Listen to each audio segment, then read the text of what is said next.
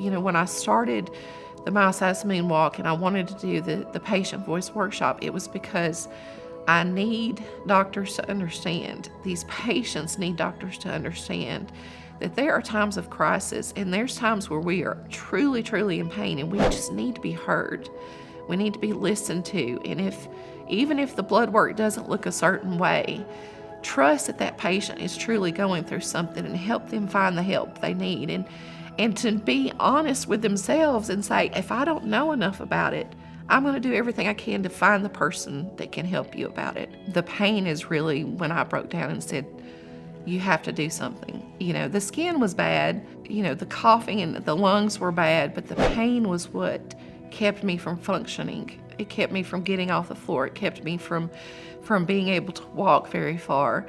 And it's such a deep pain. It's so hard to describe the pain. I mean, I've had pain before. I'd had multiple surgeries for everything. I've felt a lot of pain, but this is like pain sometimes that you just can't quite explain. It almost feels like it's to the bone sometimes. And there's times where I can't even stand for something to touch my skin. And it's just excruciating. There's times where I can't lift, my arm very far because this muscle will hurt so bad, or can't wash our hair.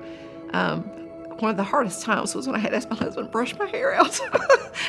And he's like, I've got long, thick, curly hair. And he's like, I can't do this. How do you do it? And I said, I don't know. And so I had to cut my hair shorter for a while. And it's like, he's always liked it long and I've liked it long and stuff, but I had to cut it off. I couldn't comb my own hair. And nobody understands it. How hard it hurts to walk, to roll over in bed, to lift 2 plates into the cabinet. They think, oh, you're young, this should not be a problem. And you're like, but it is.